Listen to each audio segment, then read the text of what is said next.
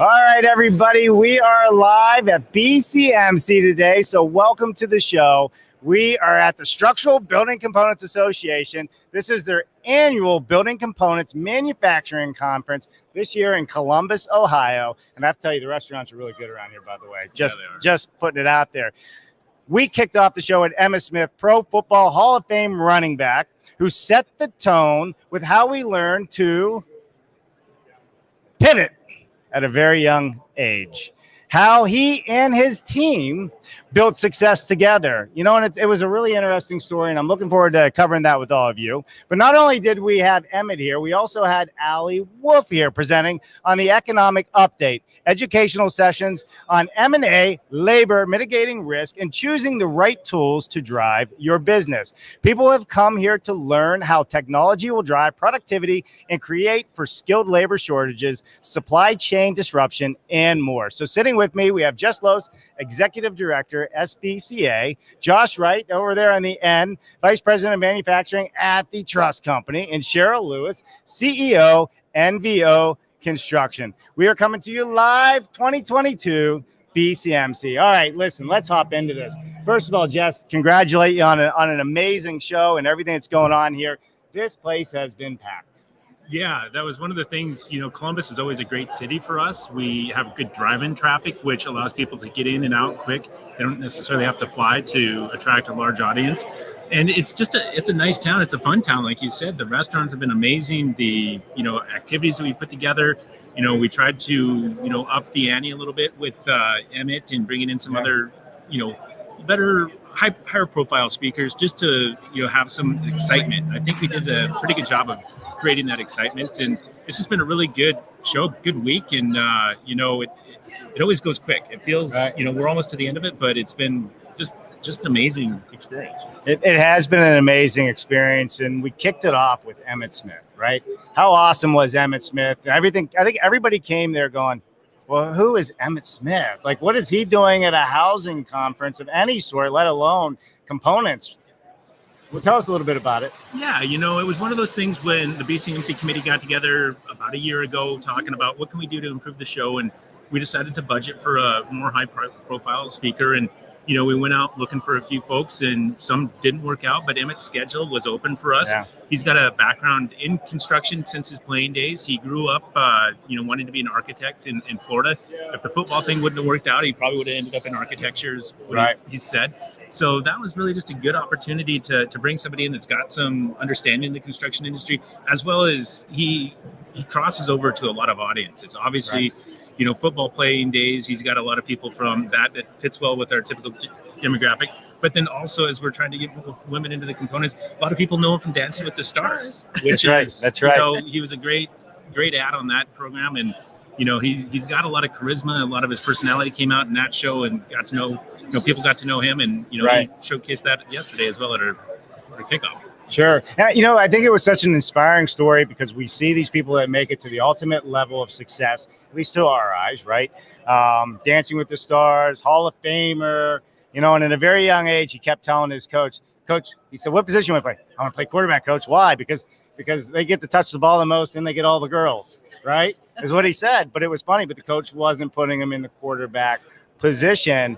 And he had, and then he went on to talk about when he did start doing the running back, how he would never promote the guys protecting them, and they all dropped down and they would just flatten them, right? And he had to learn to pivot at a very young age and really understand what teamwork is and all those things. Cheryl, what was your takeaway on Emmitt? Well, talking about pivoting I think was really important for me. Yeah. I pivoted a lot over the last year. I think we all had to, and pivoted now even again because we're seeing a change in what's happening in the mix of the market. So for me, it was, there's always another opportunity. And I think that was something he really demonstrated very well. That yes, it's great to be in the spotlight, but sometimes it's just as good to be supporting those that are in the spotlight. And so that really resonated with me. Yeah, it really did. And I would say, it really set the tone for what everybody's been through with COVID, supply chain issues, labor issues moving forward.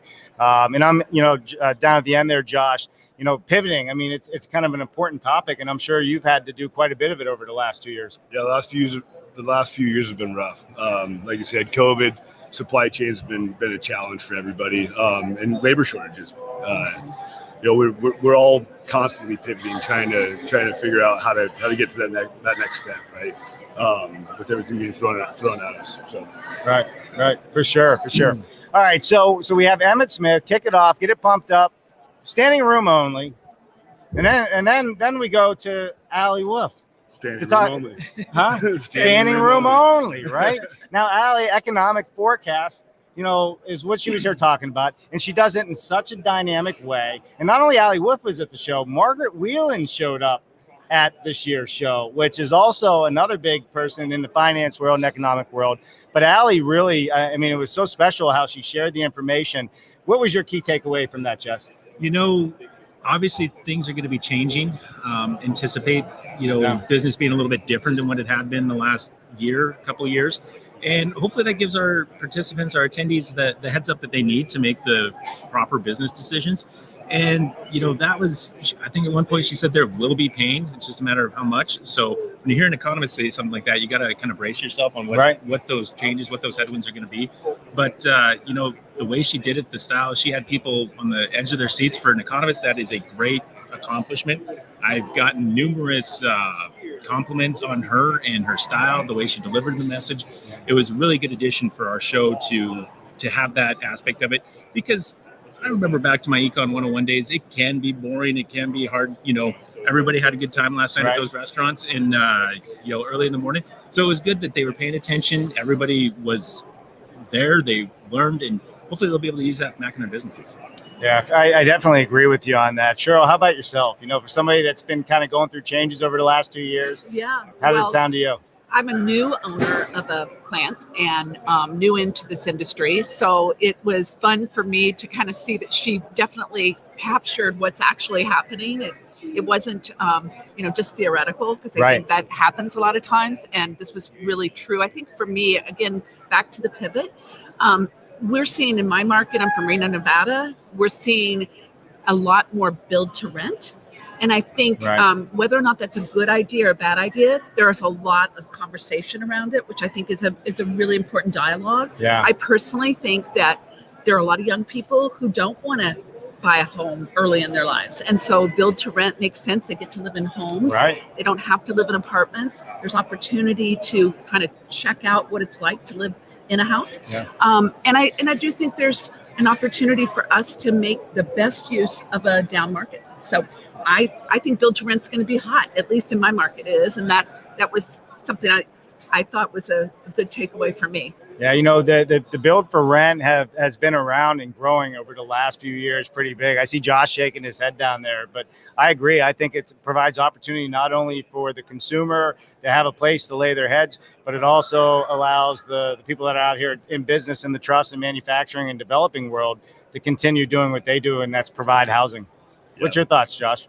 Well, back to that build to rent, there's a need for housing, right? There's a need for more starts, and that's not going to go away unless we continue to do that, right? Allie was dynamic. She was great. That was neat. One of the things that stood out to me, she referenced multiple times 2019 levels, right? I don't know about you guys, but 2019 was a pretty good year, right? So as negative as it could, as negative as it might sound in the outlook, it still looks pretty good for us going forward, I think. So, but she did a fantastic job. Yeah. So would you guys say the overall takeaway is that we got a bright future ahead of us, or is there going to be a downturn in your mind? I think we've got a slowdown, right? Yeah. In a correction of the market. I think is what I'm anticipating. But there's going to be bumps in the road, and there always are. So it's just a matter of how we handle it.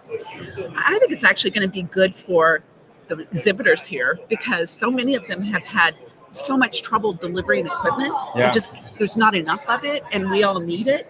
And so I think it's going to maybe give a little pause for all of us to kind of revamp our facilities and look for that equipment that we've always wanted maybe is going to be available. And I think that's actually a positive. Absolutely. So I wonder if there's going to be some stability. It'll be less growth. It's going to be not as many housing starts. We understand that. But if it stabilizes, that's what we probably want, to where Right. material prices aren't going to be, fluctuating up and down, equipment being available, that kind of stuff. And even to that, build to rent type thing. I wonder if that doesn't add some stability to where it isn't going to be a huge valley to where that'll offer opportunities to just let things kind of continue the way they are. I mean, Right. it's probably an optimistic view at this point, but I think it's probably somewhat likely. Yeah. Well, I think he can add some stability. And sure, I think you made a great point. Does it allow everybody a little bit some breathing room to catch up, let the supply build back up, and for everybody really to get back on track and stop saying we're 7 months out, we're 1 year out, we're 2 years out, right? Because that hurts too for the person that needs it on the other end that wants to grow and get somewhere. So yeah, I couldn't agree with you more. All right, so here we are. We're sitting at BCMC. We're with the SBCA here, going through this. Just one of the things I really would love people to know more about the SBCA is all the different events and pieces of the puzzle that the SBCA puts on. BCMC is one of them, and I think having everybody really truly understand that SBCA is behind all these different things. Why don't you elaborate on that just a little bit? Yeah, that's, BCMC, we've got so many acronyms. I mean, SBCA is formerly the WTC. I could probably throw a whole bunch of letters in the, dartboard of letters and you'd come up with something that we've got. But really, we're meant to be, just an association of component manufacturers, framers, suppliers to that industry, trying to help solve problems. And when people come together, like at BCMC, we have open quarterly meetings, which another acronym, OQMs is what we call them. It gives people an opportunity to talk, share their issues, try to collaborate on solutions to that. So really, one of the biggest things we do is bring people together from across the industry. Right. And it's even those that are looking to get into components or, might be in the more peripheral, modular, those types of things. Yeah. We want to be inclusive and try to bring those people together and gather their ideas. Obviously, we're always looking to make components more safe as far as installation, handling, those types of things. So we do a ton of that kind of stuff, bracing for the roof trusses, floor trusses, wall panels. Also, training programs. We offer that to our members, and really just trying to figure out where's the membership see value, how can we deliver that value, and really we've been a lot more responsive the last couple of years in that value category of making sure that people, if there are changes in the market and they start looking at their expenses, that SBCA is a must-have as opposed to a luxury, that we can survive that, and that's where we're trying to position to where we can withstand pressure from whatever the market headwinds bring our way. So that's really what we're about. We want to try to again make life a little bit easier for our component manufacturers and help them solve their problems. We probably don't have answers as staff, but we can connect the dots to where they can hopefully figure something out that makes it a little bit easier for them. Yeah, for sure. So what are, some of the biggest problems that component manufacturers are facing today? Maybe we'll start, down there with you. I think what the biggest challenge that we've had for the last couple of years has been really labor shortages, at least in our markets. And that's starting to finally come back around. Our challenges today are really supply chain. And, lumber's kind of leveled out. That's taken care of itself. Plates have gotten back in order, but really equipment at this point, it's difficult to get anything. You're looking at 24-month lead times on a lot of stuff. Right. So that's a big challenge for us at the moment.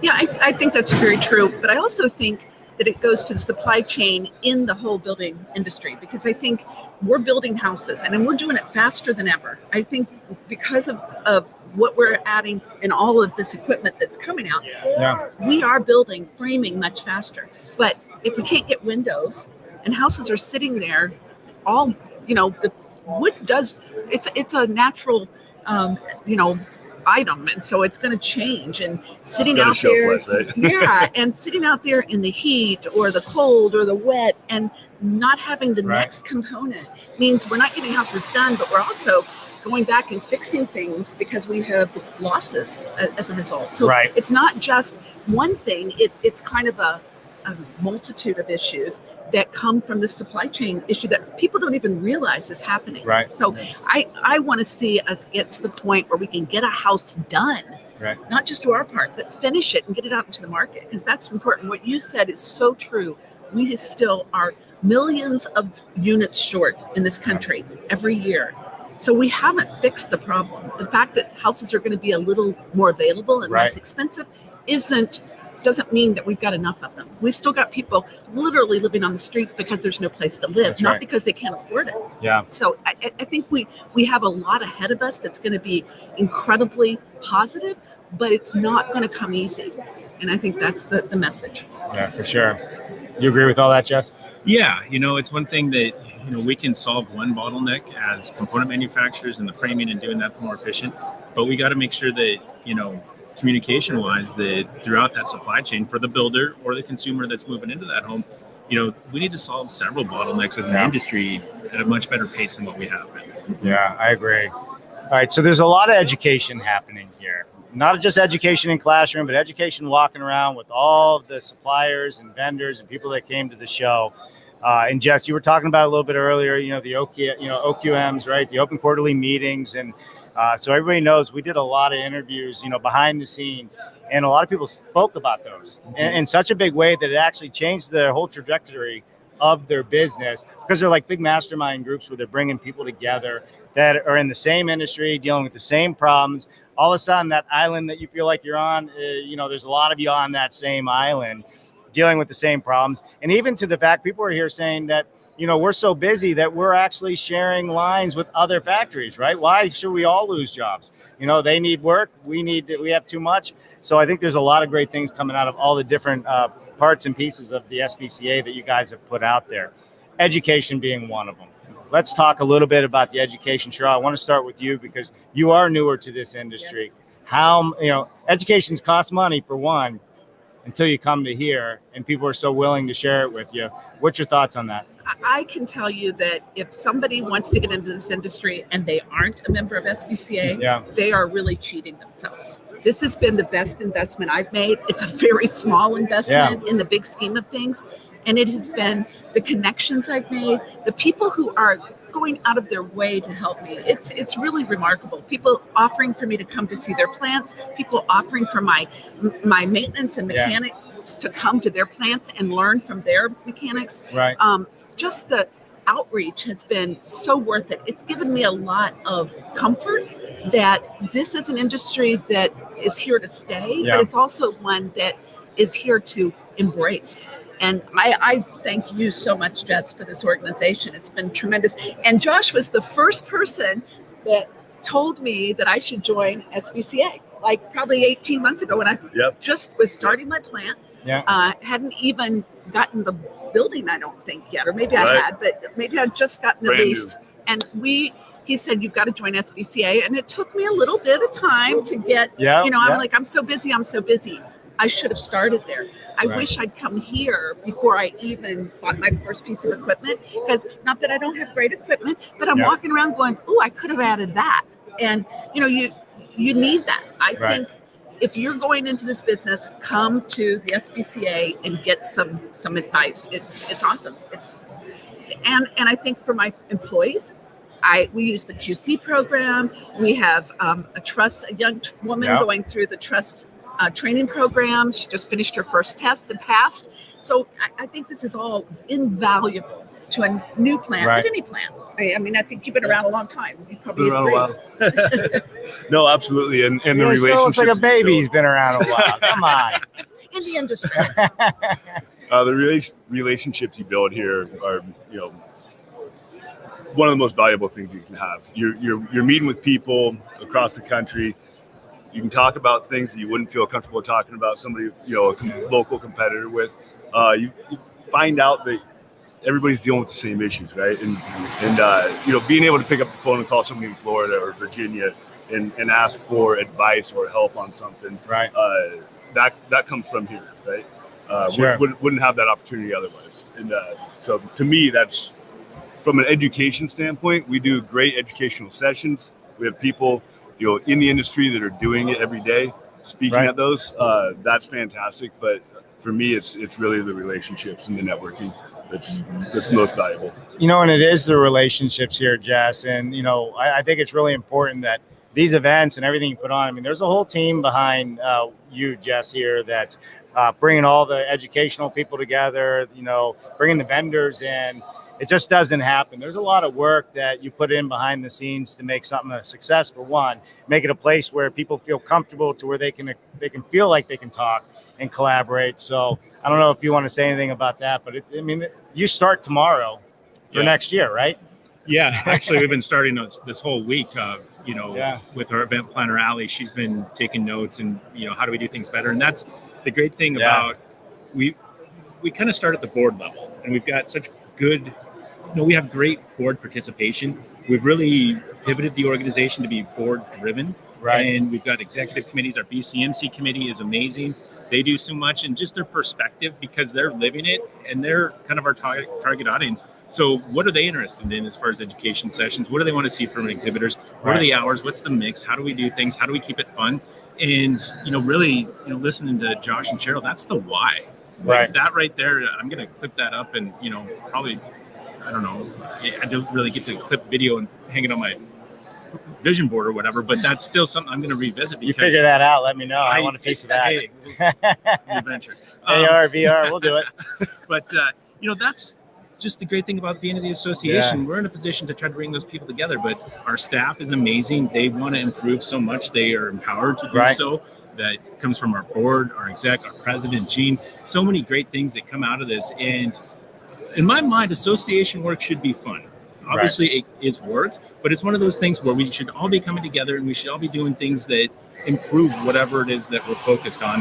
And that's where we want to try to keep it. We want to, obviously there's tasks in everyday life and in your jobs and in your organizations that are difficult to do. But when it comes to the association, we want to try to make it fun. And that's where those quarterly meetings, people get together and you develop the relationships. Right. If you commit to coming to a few of them, you're going to make friends. And then those friends are going to open up about the business. So you can talk about life, you can talk about business, you can talk about, why you can't get something done. And, chances are, and that's just how fragmented this industry is they're still willing to help each other. It's not like there's only a couple players that are highly competitive. There's people from all over the country and even Canadians. I've had great conversations with Canadians this week about things that they want to do and, where can SBCA help them? So really we're all over the place and just, it's fun to bring people together in a way that they want to try to improve each other as well as themselves. Yeah, and this is an international show. We got people from Sweden. I've met people from Germany. So this isn't just Canada and the United States. People fly from around the world to attend this event just for that reason. And everyone I talked to was like, oh, yeah, this is my 10th year. This is my 15th year. How long have you been putting on this event? This is the 41st one. And I talked to Leonard Wasserman earlier, and he said he'd been to every one of them.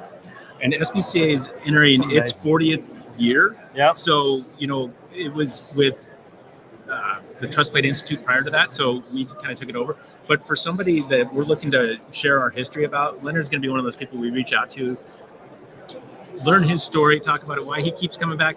And he kind of told me, he's like, our absence would be noticed more than, our presence. And it's one of those things where he likes coming, he likes seeing people, and he's used this platform to really help build his business and improve his outlook on the industry. Yeah, it really, really, really so. It's funny. I think when I think about all the people I've talked to here, and it is a lot, the vibe is so positive. The people are so forward thinking, and they're just fun. And I think that's part of the battle is bringing people together in that same environment and then having that, vibe of how do we move it forward? And that's where we're at. So, all right. Speaking of moving it forward, the digital QC, we have touched on this a few times. I know Josh and Cheryl, you guys are implementing or have implemented, been using it. I really want to walk through this because that's a hot topic here, right? How do we collect data? How do we make ourselves better? How do we reduce our waste? How do we make sure we're not making mistakes? Cheryl, let's start with you on this one. Well, like I said, we're a new plant. And so, we can't make mistakes. Yeah. When you're new, you cannot make mistakes. It is the death knell. And so for me, having that QC program is a very comforting thing. Yep. We've got the young woman I was saying had just gone through the first part of the trust program is leading our QC program. And when she comes around with her little computer, her little iPad to take pictures, people are at attention because we take it very, very seriously. So it's that it is, as much as anything, it's the knowledge around the entire plant that quality control is important to us, that we aren't just throwing things out there to get them done. And things will come back, and you're going to see them back on the table if you haven't done it right. I think it's awareness, and then the training that we put in after the fact to say, hey, here's what you did wrong, or here's what you could do better. We're going to only make it better. I think, people need to know that, not that there's somebody in a voyeur sort of situation, but rather somebody cares about the work you do. And so then there's ownership there. When somebody's actually paying attention to the end result. So I think it's a great program. I'm really, really thankful that SBCA put the time and money and energy into that. So Josh, do me a favor, and I want to hear your viewpoint on it, but paint the picture for those out in the audience that may not understand, walking up with a camera, taking a picture, because that's really kind of how you're collecting the data, but it does so much more than that. Why don't you paint the picture for everybody out there on how you're using the tool? Well, I think you have to go back to how it used to be done, right? And that was by printing out your joints on a piece of paper, laying it over the plate and tracing, and counting teeth, right? Now we're at a point where we can, through an iPad or a Surface, use the camera, get it over top of that. All the data is collected in that automatically, right? You're no longer shoving pieces of paper in a file cabinet, and you're getting more accurate real-time information. So it's not something you can pencil whip anymore, and so it's forcing the staff to really do it thoroughly and do the job properly. So it's a great program. We've implemented it in 2 of our 8 plants so far, and getting ready to put the other 6 on it as well. Yeah, for sure. Accountability is so important, but also along with accountability comes pride from people and workmanship, right? And, when you're implementing something new, and people typically don't like change, but when they see the value of that change and all of a sudden they become better, the team becomes better, the company becomes more profitable, everybody wins. I think, if you make it easier to use, you're more likely to use it, right? And that to me is what the digital QC has done. So just ease of access. Does anybody else just start grinning when they hear the nail guns getting ready to go off? I know you can hear it out there. Every time it goes, they're like, well, that's not good for the audio, but the inside of it is going, I love it. For these two, usually in their shops, it means money. Exactly. Right. When I don't hear that, it's when I'm worried. Right. For sure. Jess, what the uptake of the digital QC, obviously we have 2 people here that are using it now. Are you seeing a lot of people interested in this and really incorporating it into their day-to-day businesses now? Yes, we are. Really at the show, we had a full-fledged, let's roll it out. We dedicated our issue of the magazine that accompanies each BCMC attendee to it. We've got a booth just behind us here. It has had great, steady traffic. A lot of people, we did a session on it, educational session, just talking about quality management overall. Right. I had people coming up to me afterwards, like, how do we get involved with that? And, timing needs to happen because obviously people are busy right now. It's that time of the year. But I anticipate, we're probably at 200 locations. I'm guessing our goal was to add an additional 80 at this. Okay. I'm probably guess we're going to be around 100. Based on some of the numbers. So that's really where we're going for it. We want all of our members to have access to it. We've priced it as such, meaning it's free for members. That's a huge thing for them that lets them understand that the associations behind them supporting this, that, we're not going to try to add on a fee or this or that. It's one of those that just, we want to set the standard and we want to make those tools available to all component manufacturers. And that's really our attitude is we want all component manufacturers to be a member of SBCA, and we're welcoming, which, that's really come from our leadership, that change. And, obviously everybody says they want everybody to remember, but we're really trying to make an effort this last year, a couple of years. And that's where the heart of our association is right now, is just trying to include everybody. And that's everybody. And that's diversifying our business as well. I know I said it earlier. I've talked about it a lot already since this show. I think that diversity and really getting people to say, how do we bring more people into this industry? Women, different cultures, whatever the case is. How do we bring more in? And I think that was so powerful to have a room full of 1,000 people or whatever it was in that room, and I don't know the exact number, at round tables, most of them men, having to sit there and think about how we get more women and more diversity into the business. Said a lot. And the funny thing was, walking around listening, they were really into it. I mean, it was a great discussion. First time I've ever seen it. Yeah, no, I mean, and that's where obviously we as an association, and we have a platform, and we have an ability to lead on issues like That's that. right. And that's where, like, it's not even just so. It's just going to make things easier for us if we're more inclusive, if we have more people, if we open up our hiring pools to everybody. It's just going to make things so much better. And then the perspectives and understanding where people are at from this, that's just going to help build everything that much, and, be more. And that's why I'm really excited about it. And it's not necessarily that, from my perspective, obviously I'm a guy. I don't want the women to have to go out there and fight for themselves alone. I want to be able to help them do that. And that's where others in our industry, we need to help everybody succeed. Yeah. And that's where ultimately our success is going to lift everybody up.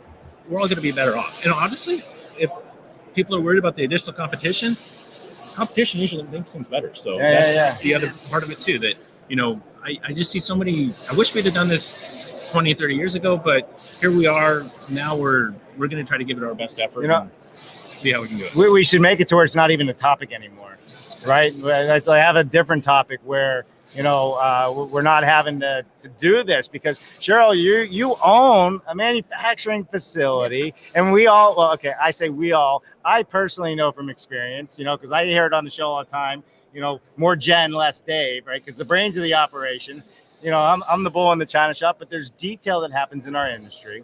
So I actually think that the more women we have, the further faster we're going to go in this industry. And I also believe that it's going to give whoever hires the most competitive advantage. I think it's true. I think, though, we know from all kinds of research has shown. You're not biased now. No. The research out there shows that when you have a more diverse board, that's right, more diverse workplace, people are actually more productive. That's right. They get better results. Revenue is higher in companies, public companies that have to, track this stuff. It's higher on the companies that have more diverse boards because you're getting different viewpoints. I mean, it was always a surprise to me, or more just a wonder to me, that a company that sells makeup, something women buy, would be an all-male board. I mean, how does that make any sense? How are you going to understand? So let's think about this. Women buy houses, right? That's right. We want to have an input into the quality of that. And I think having my women, and I have a lot of women in my team, I have them in every aspect of the company, from my sawyers to, the designers. I know they're as proud as any man is to walk down, drive down the road and say, hey, I had an impact on that house and that building and that house. It's a sense of pride that we all get to enjoy. And I think it's going to be really great for us to spend more time getting more women involved in this industry. And I'm really excited that SBCA has made that a really strong initiative. Yeah, so thank you. For sure. All right, so what's next? Let's talk about trends. Josh, what are you seeing in the future here? Any trends? Anything that you saw that you really threw you off when you came to the show? Wow, I didn't know that. I follow. I'm in contact with all the suppliers, equipment suppliers all the time, so I follow it pretty closely. So no big surprises, but we've, the innovation is impressive. We've come a long ways. I've been in the industry for 20 years, and from 20 years ago to now, it's a world of difference. Yeah. So what's next is just keeping up with it. We got a lot of robots going out there. They're doing a phenomenal job. Those teams. Just the automation that's out there today, right, helps us with training. It helps us with turnover. It helps us make it a more attractive job, especially to younger people. And that's a big focus of ours, is how do we attract the younger crowds? That's right. Get them to realize that maybe working at a truss plant could be just as fun as working at Amazon, right? Yeah.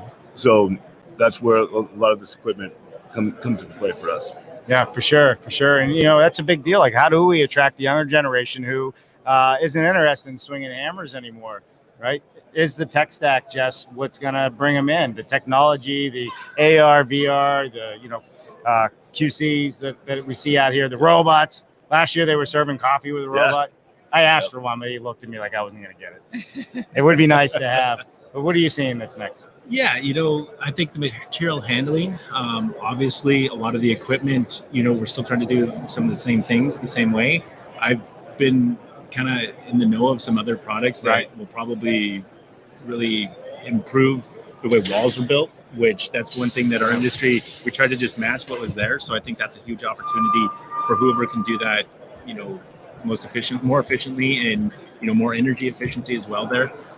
The software, again, is one of those drivers that really the component industry has been a leader in implementing software, obviously engineering as well, but into that light frame construction process.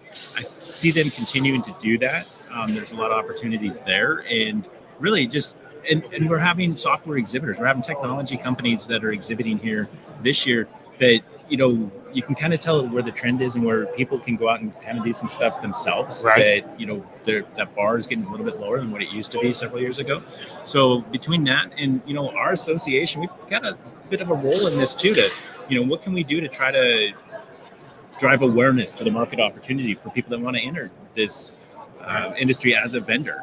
What are the equipment outlook look like? We talk about robots, but if you're only going to build and sell one, people probably aren't going to do that. But if they could build and sell 5,000, that might be a little bit different of a situation too. So those are some of the things that we can do in an association and help, everybody else's role with it as well.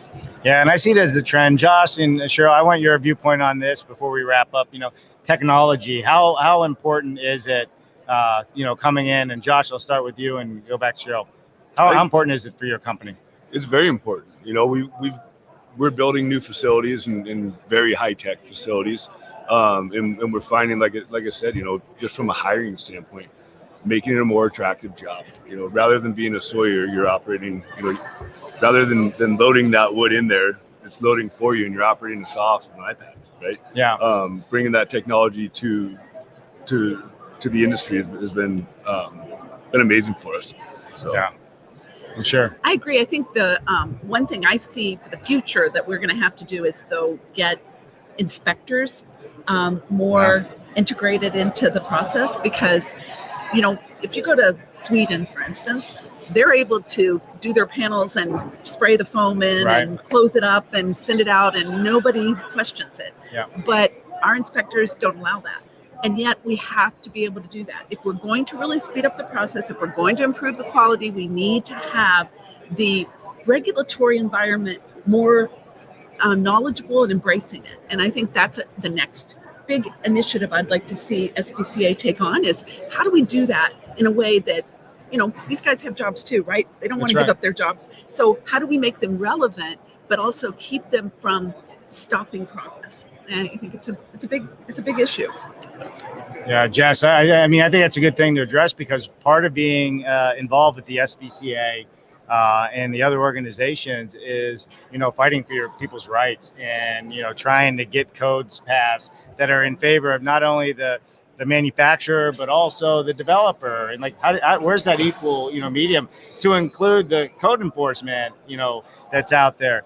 You guys play a big role in working on that on a day-to-day basis, just like Cheryl was saying, right? Yeah, earlier this year we had were made aware of some code change proposals that had potential harm, right? And we went to work rallying a coalition that it's easier when you've got partners in that have similar mindsets to us, and that's one of the things that our association had probably treated it more as a technical or an engineering function, but I believe it's a lot to do with advocacy. Sure. And I think we might have a new advocacy committee member here, if I can twist some arms. But, and that's really where we have an opportunity as an association to go out there and not just play defense, but have those conversations on what would make things better, easier, more productive. And that's where we can engage our members. It's going to take a lot of work from them, but also as our staff and our association, our leadership, all those different levels of being able to articulate it. And a lot of times you just need to bring the people together in a non-combative way, because a lot of times people in our industry, they have interactions with code officials or somebody else, and it's when things aren't going right. We need to be able to talk to them when things are going well and understand their perspective, because then once you get that communication happening, you can find somewhere to meet in the middle. Even if one person moves an inch and the other person moves a foot, at least you're going in the right direction. But those are the things that we can do to try to help just bring that together, facilitate those conversations. Sure. So what's next with SBCA, BCMC? Where are we going next year? Indianapolis, Indiana. I think the 12th through the 18th of September. We're looking forward. Steakhouse is there. I mean, I've had probably 5 They Italian like meals, food at the but- BCMC. Ooh, yeah. The steakhouses, St. Elmo's, all those different places. It's a great town. Weber Grill is one of my favorites. Yeah. So I've already got my my list filled out. But a lot of great component manufacturers are going to be there. A lot of vendors. People. I had one gentleman tell me this is the best show he'd been to, which he goes to a lot of shows, so I took that to heart. Yeah. And he's already talking about what's his booth look like next year, how can he get a corner spot, that type of stuff. So already thinking about it for next year. We've got a great lineup of our OQMs coming up. We're going to start working on some of these things we've been talking about as far as advocacy, also women in components, women in construction, driving that effort, as well as just continuing to roll out digital QC, making sure people are using that. And a little bit of market development. We've never done that as an association. I think we do have a role there to, how do we specify more floor trusses, roof trusses, off-site construction? How do we do that? So we're going to take a more active role there. And, it's going to be an exciting year. I feel like, I talked about defense and offense a little bit earlier. I think we're going to be on offense this year and really looking forward to it. That's awesome. Josh, why don't you tell us a little bit about your company, who you are, where people can find you? The Trust Company, we're in Washington, Oregon, California, serving Idaho and Nevada as well. 8 locations. Find us online at thetrustcompany.com. Yeah, and Cheryl, go ahead. NVO Construction, we are a component manufacturer, but we also have a framing company, so we do full service turnkey. And we also sell components directly to framers and developers. And we are in Reno, Nevada. We serve Nevada, Idaho, some of the same markets as Josh, but smaller. We run across each other. Yeah, we like each other, so it's That's all good. That's good. And we're excited that we're coming west soon, that SBCA is coming west, because we've been east a lot this year, so we're excited about that. Yeah, we're kicking off in January in Phoenix for our open quarterly meeting, and that is very open. That's the first word of that. Yeah. You do not have to be a member. If you just want to participate, get to know us, that's what it's there for. Obviously, we want all of our members to attend, but even if you're kind of on the fence or you're on the outside, we want to be as inclusive as possible with those meetings, because we've really found a decent format, roundtable, where people are talking to each other, communicating, hopefully solving some issues and coming away with some ideas. Yeah, I love it. Is there anything we didn't cover that you want to make sure people know, Jesse? Man, He's like, stop talking to me. no, I mean, this has been great. I mean, I love it. Obviously, we've got a lot going on. Yeah. A lot of irons in the fire, and we're just going to keep working hard. Our staff is very motivated. Our board has been great. Leadership, we've got some continuity there to where, I think we're going to see a lot of progress in that form. So really just thank you for, being here, everything you've been doing for not only our specific industry, but the construction industry as a whole. I appreciate it. Oh, we love it. I I mean, this is so much fun. Thank you very much. If we start talking, we can grow together. We can go further. And this is just one platform for it. The SBCA, BCMC, your Open League quarterly meetings. That's where the real business happens. We just let people know where to find it, and that's what's exciting for us. So I saw we had Greg Ugaldi and some other. Stream Logistics was out there. If you're Stream Logistics, is funny. There's all kinds of tractor trailer, back ends here. I don't know. Don't you just want to pull your truck up and take one of them home? I couldn't even move it. But yeah, Didn't you win a trailer last year? You won one of those? Won it. Yeah. I mean, I was just taking a quick look. I mean, we got people from Brazil in here as well, from Rio de Janeiro. So how cool is that, Pedro? So it's definitely a global audience, and let's keep the conversation going. We're just an avenue for people to get the word out there, so the rest of you guys can work and do the real work and build things and grow your businesses and employ people and take us to the next level. And that's what it's all about. All right, everybody, BCMC 2022. We'll see you Indianapolis next year. Yeah. Indianapolis. Steaks in Indianapolis. All right, everybody. Wave, everybody. Say bye. Thanks for joining. Bye now.